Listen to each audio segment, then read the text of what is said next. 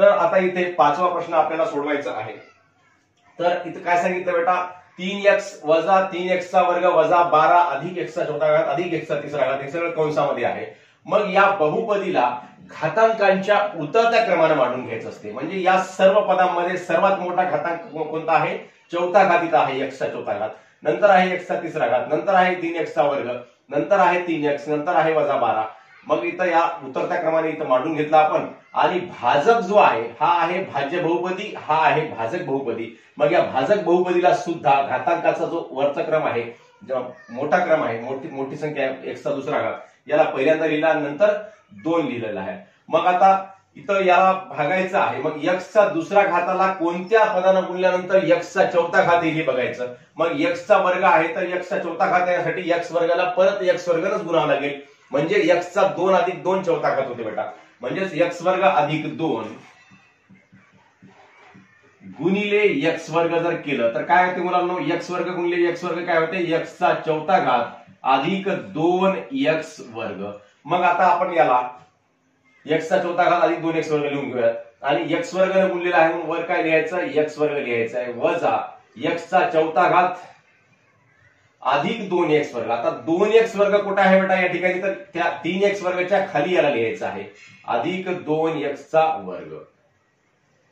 मग आता काय होते बेटा, हे वजा केल्यानंतर याचं प्रत्येकाचं चिन्ह बदलते. याच्या अगोदर काही चिन्ह नाही म्हणजे काय आहे मुलांना या ठिकाणी अधिक आहे. मग या अधिकचं होते वजा आणि या अधिकचं सुद्धा काय होते, वजा होते या ठिकाणी. मग x चा चौथा घात वजा x चा चौथा घात याची किंमत येते 0.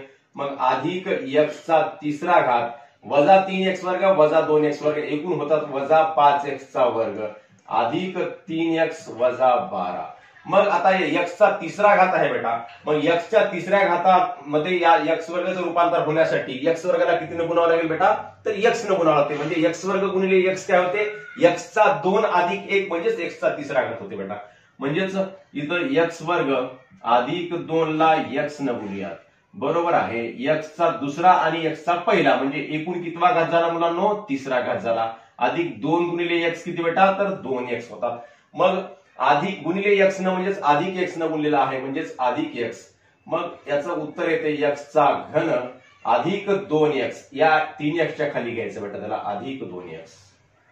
मग आता इथं काय आहे, इथं सुद्धा वजाबाकी आहे म्हणजेच हे प्रत्येक पदाचं काय होते बेटा, चिन्ह बदलते. या धनाचं सुद्धा ऋण होते, या धनाचं सुद्धा ऋण होते. मग अधिक x चा घन वजा x चा घन याची किंमत 0 येते, वजा 5x चा वर्ग आणि हे अधिक 3x वजा 2x म्हणजे किती राहिला बेटा, 3x मधून 2x गेले तर वजा अधिक x राहते, सॉरी 3 मधून 2 गेले तर 1 राहतात म्हणजेच अधिक x येते या ठिकाणी. आणि हे वजा 12 ला वजा 12.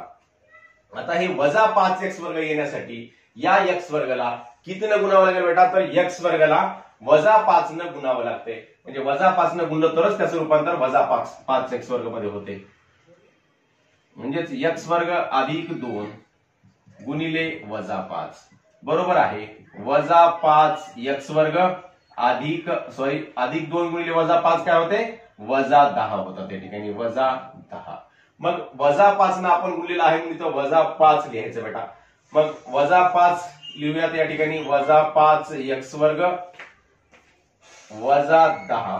आणि हे वजा करत आहोत आपण, हे वजा करत आहोत म्हणून आपण इथे वजाला वजा घेतलं इथलं आणि हे वजा करायचं आहे. मग वजा वजाचं काय होते मुलांनो, अधिक होते. आणि या वजा वजाचं सुद्धा काय होते, अधिक होते. मग वजा 5x वर्ग आणि हे अधिक 5x वर्ग यांची किंमत किती येते बेटा, 0 येते. आणि हे अधिक x ला x आणि हे वजा 12 आणि अधिक 10, एक धन आहे आणि एक ऋण आहे. अशा वेळेस काय करायचं असते, मोठ्या संख्येतून लहान संख्या वजा करायची असते आणि मोठ्या संख्येचं चिन्ह द्यायचं असते. मोठी संख्या आहे 12, लहान संख्या आहे 10. 12 मधून 10 वजा केले किती राहिले बेटा, 2 राहिले. आणि चिन्ह 12चं कोणतं, मोठी संख्या 12 आहे म्हणून 12चं चिन्ह ऋणाचं चिन्ह म्हणजेच x वजा 2 येते. मग आता भागाकार बहुपदीचा भागाकार करताना अजून एक गोष्ट लक्षामध्ये ठेवायची, जेव्हा बाकी मधील चलाचा घातांक हा या भाजकाच्या चलाच्या घातांकापेक्षा लहान येतो. म्हणजे इथला चलाचा घातांक किती आहे, 2 आहे आणि इथला चलाचा घातांक किती आहे, x चा 1 आहे.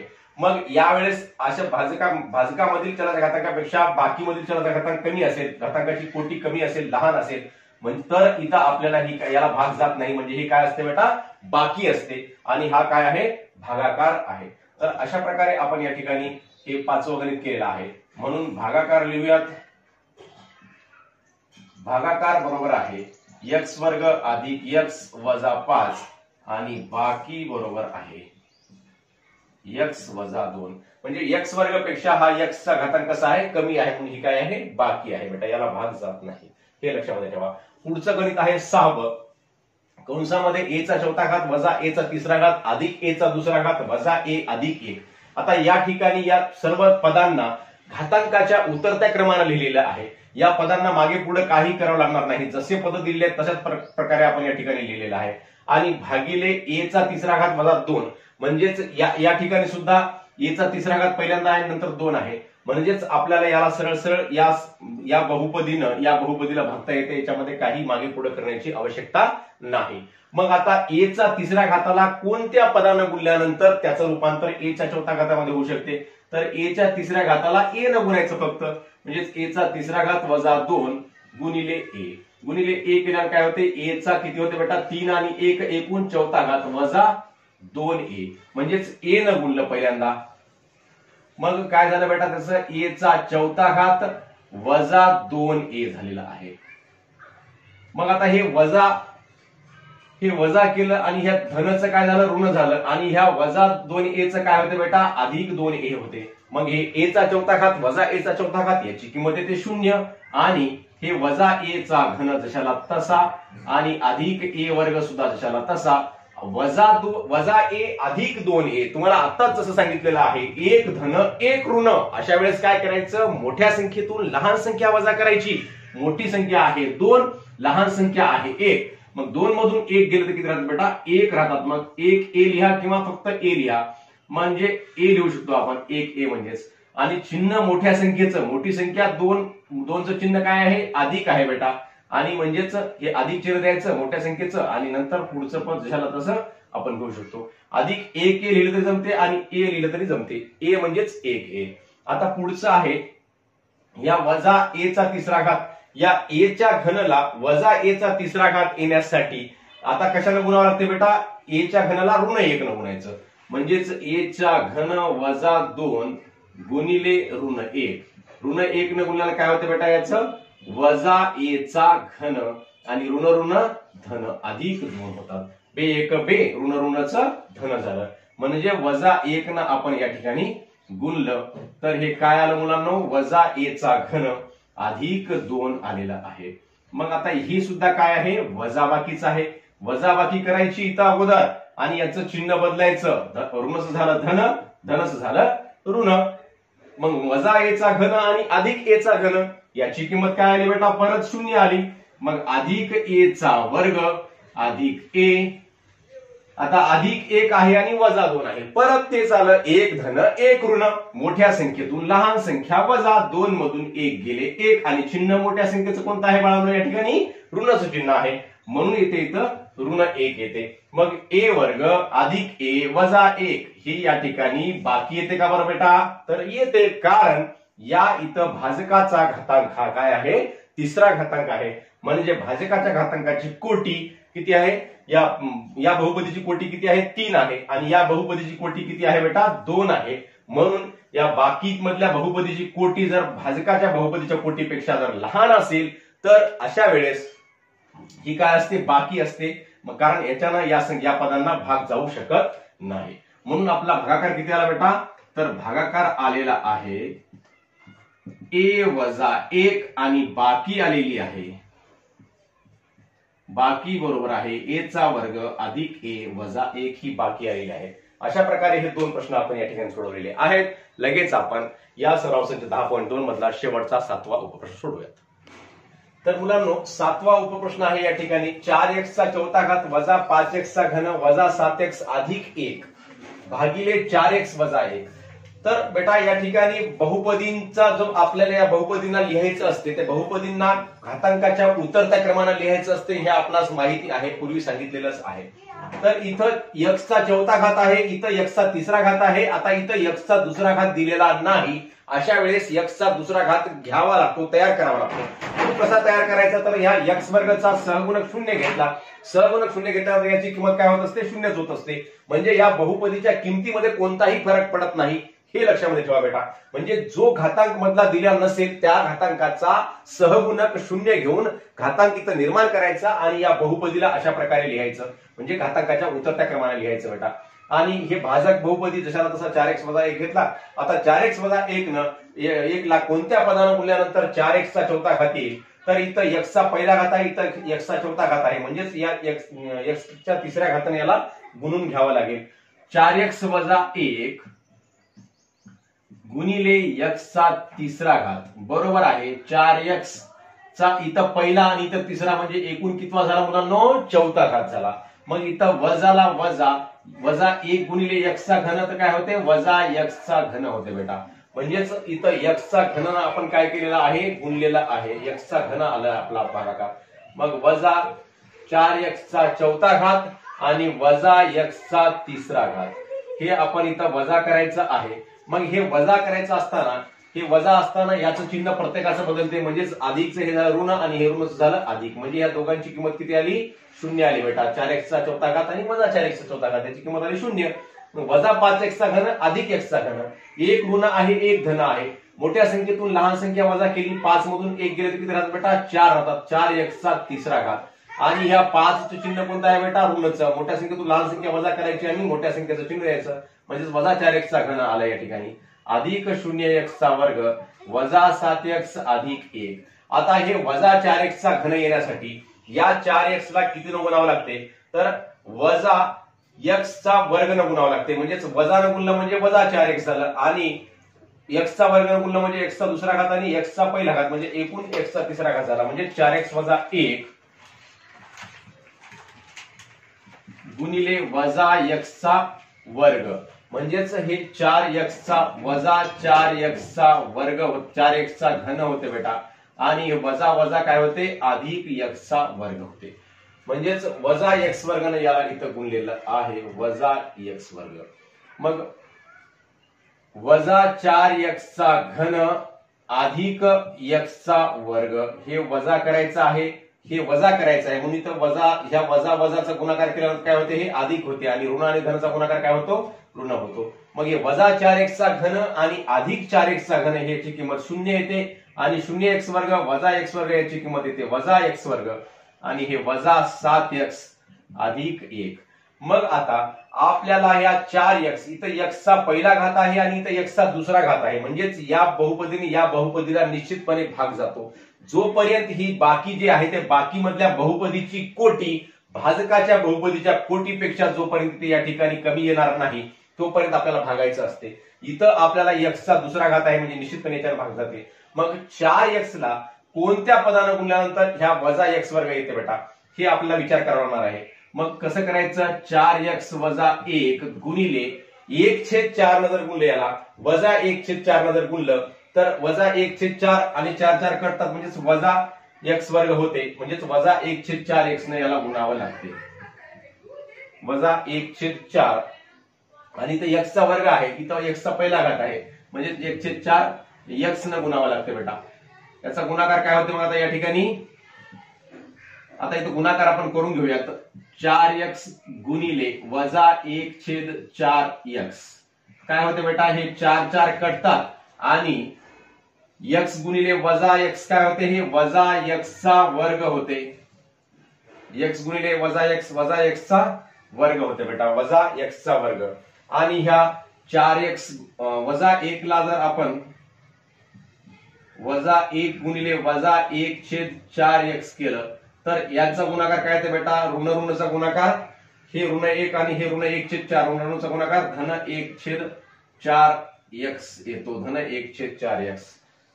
म्हणजेच आपण याला वजा x वर्ग वजा 1/4 न आपण इथं या ठिकाणी गुणत आहोत, म्हणजेच वजा 1/4x आपण लिहिलं असं. तर याचं रूपांतर वजा x वर्ग आणि अधिक 1/4x असं होते, अधिक 1/4x होते बेटा. कारण हे ऋण 1 गुणिले ऋण 1/4 म्हणजेच अधिक 1/4x झालेला आहे. मग आता इथं हे सुद्धा कसं आहे, वजा आहे आणि वजा इथं वजा वजाचं हे काय झालं, अधिक झालं आणि हे ऋण धनाचं काय झालं, हे सुद्धा ऋण झालं बेटा. मग याची किंमत आली 0 मग शून्य किंमत आल्यानंतर आता आपल्याला हे सोडवायचं आहे या ठिकाणी. मग वजा 7x आणि वजा 1/4x याची किंमत किती येते बेटा? आपण ह्याची किंमत या ठिकाणी काढूयात. वजा 7x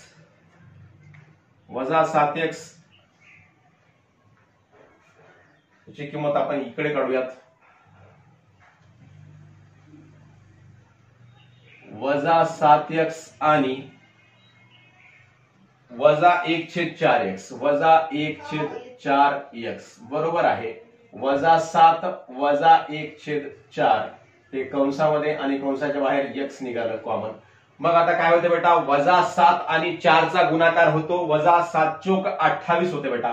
म्हणजेच वजा 7 गुणिले 4 वजा 28 होतात. आणि हे वजा 1 गुणिले इकडे याच्या खाली काही नाही म्हणजे 1 असतो. म्हणजेच वजा 1 वजा 28 वजा 1/4 1/4 बरोबर आहे. वजा 29/4x हे अशा प्रकारे येते यांचा गुणाकार यांची वजाबाकी. वजा 7x आणि वजा 1/4x चं उत्तर काय येते बेटा? वजा 29/4x येते. आणि हे 1च्या खाली काही नाही म्हणजे 1 ला 1 अधिक 1 येते बेटा. आता इथं सुद्धा x आहे, x चा पहिला घात आहे आणि इथं सुद्धा x चा पहिला घात आहे. म्हणजेच या बहुपदीने अजून या बहुपदीला भाग जातो. मग आता कसं करायचं बाबा? इथं तर छेदामध्ये 4 आहे. मग इथं छेदामध्ये 4 आहे आणि इथं 4x वजा 1 आहे. मग या 4x वजा 1 ला कोणत्या पदानं गुणावं लागेल? म्हणजेच याचं उत्तर आपल्याला 29/4 येईल. 29/4 येण्यासाठी म्हणजे छेदामध्ये 4 येण्यासाठी आपल्याला या 4 ला कोणत्या पदानं गुणल्यानं छेदामध्ये 4 येईल? तर खाली छेदामध्ये 16 जर घेतलं बेटा तर 4 चोक 16 होतात. म्हणजेच अंशामध्ये किती घ्यायचं? 29 घ्यायचं. म्हणजे 29/16 याचं रूपांतर 29/16 आपल्याला काय करावं लागणार आहे? याला गुणावं लागणार आहे. आणि हे वजा पाहिजे मुलांनो, म्हणून इथं वजा 29/16 घेऊयात. वजा 29/16 म्हणजे वजा 29/16 जर आपण गुणलं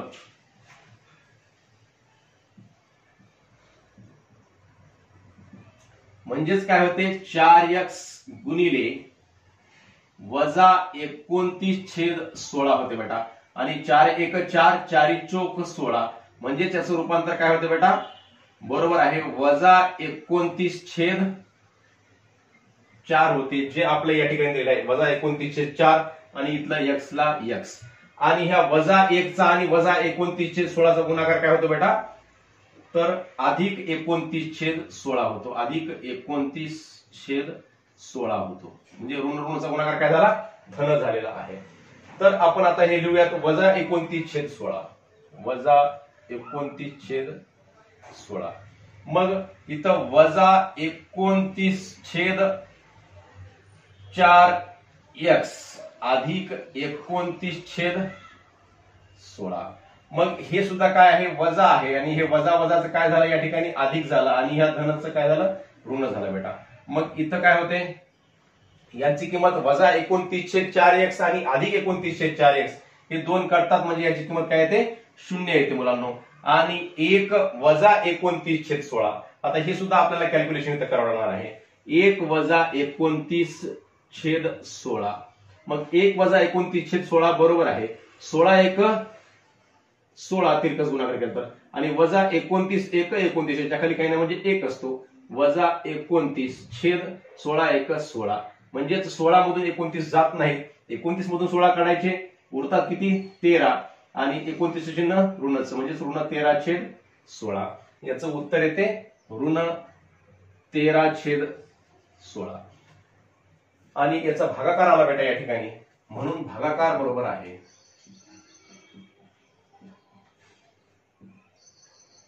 x चा घन वजा x चा वर्ग. आता वजा 1/4x म्हणजेच या x चा आणि x चा काय आहे बेटा? गुणाकार आहे.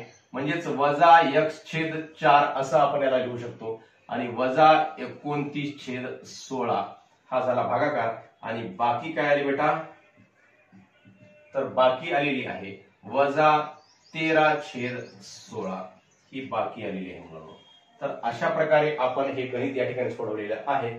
तुम्हा सर्वांना हे गणित समजलं असेल तर नक्की आपल्या मित्रांना शेअर करावं. फक्त इथं लक्षामध्ये इथून स्टेप्स व्यवस्थित समजून घ्यायच्या बेटा. अजून एकदा सांगतो, वाटल्यास 2 मिनिटं व्हिडिओ वाढला तरी काय हरकत नाही, तुम्ही एकदा समजून घ्या.